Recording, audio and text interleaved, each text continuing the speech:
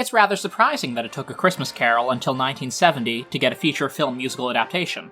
There had been stage and television musicals in the past, notably the beloved Mr. Magoo's Christmas Carol, but this was the first time that Scrooge appeared on the big screen singing and dancing. Scrooge came out during the wave of big-budget musicals like The Sound of Music, Hello, Dolly, Camelot, and Oliver. It's very much like most of them in the sense that it's very over-the-top, though in a rather charming way. The book, music, and lyrics were by Leslie Bricusse, I hope I'm pronouncing that right, who had recently had a moderate success with Dr. Dolittle and went on to work on the classic Willy Wonka and the Chocolate Factory, the Broadway Jekyll and Hyde musical, and collaborates several times with composer John Williams on movies like Home Alone and Hook. Nothing will ever top his magnum opus, though, which was writing the songs for The Land Before Time 4, Journey Through the Mists. Okay, that's obviously a joke, but he did actually write the songs for it. For quickness of mind, a rock outspeeds you. Who needs you, not me? Hopefully they paid him well. The songs for Scrooge are somewhat hit or miss, but thankfully they're mostly hit. The title song that plays over the opening credits with illustrations by Ronald Searle is particularly lovely.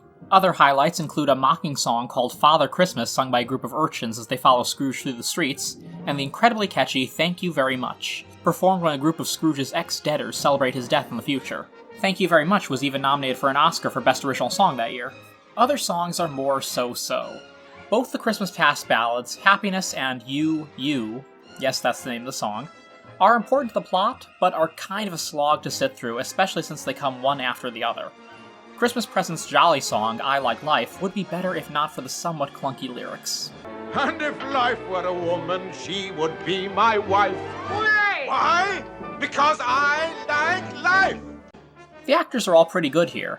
This one probably has one of my favorite Tiny Tims, who's played by Richard Beaumont. He looks realistically waifish enough, and he's cute without being obnoxious like some other Tims out there. Albert Finney plays Scrooge with some convincing makeup on, as he was actually only 33 at the time of filming. Because of this, he was also able to play young Scrooge in some of the Christmas Past scenes.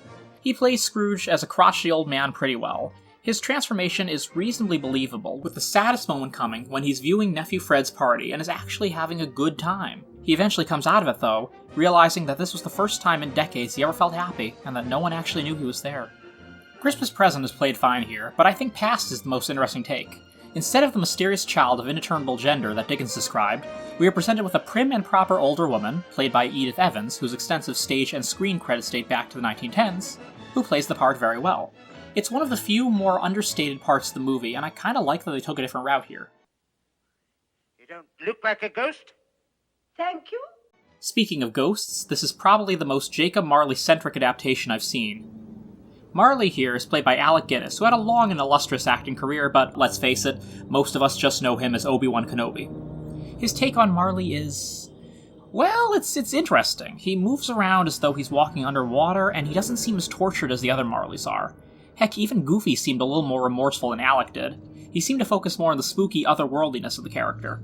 Marley gets two big scenes that aren't in the book here, both of them quite memorable. In the book, Marley departs into a sky full of other wandering spirits like him, but in this movie, he actually takes Scrooge along with him for a flight. Later on, Scrooge falls down his own grave at the end of the Christmas Future scene, which would later be paid homage to in Mickey's Christmas Carol, and actually wakes up in hell where Marley is waiting to greet him. Marley leads Scrooge through the bright yet desolate corridors of Hades, looking nothing like we've seen in the movie thus far. Scrooge is then shown to a freezing office, very much like his own in life. Then a bunch of burly, beefy, oiled-up demons wrap him in a giant chain, after which Scrooge wakes up. This scene is often cut from TV airings, and it's not uncommon to find commenters online mentioning that they never knew this strange interlude existed. I'm not sure if it really works, but it's certainly a scene that sticks with you. That's the thing with Scrooge. It doesn't always work, but it's fun. Some of the stuff in this is great, like the ghostly hearse rolling through Scrooge's house, or the aforementioned scene where the pallbearers dance on Scrooge's grave, while Scrooge obliviously sings along. But at the same time, some scenes tend to drag on, and even die-hard musical theater fans might find the scenes near the end where virtually all of London dances through the streets to Scrooge's Reformation to be a little excessive. That being said, I think the positives largely outweigh the negatives of this production, but I think I'd only recommend it if you really like musicals. Speaking of which, a stage version was mounted in 1992 with additional songs added. It's still put on both locally and professionally around Christmas time. Personally speaking, I didn't see this until I was a little older. I wish I'd seen it as a kid because I think I would have eaten certain scenes up. I think to end this review, I'll leave you with some profound words from the Ghost of Christmas Present that really stick with me.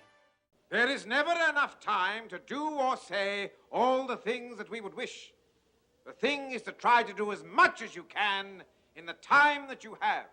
Yes, but... Remember, Scrooge, time is short. And suddenly, you're not there anymore.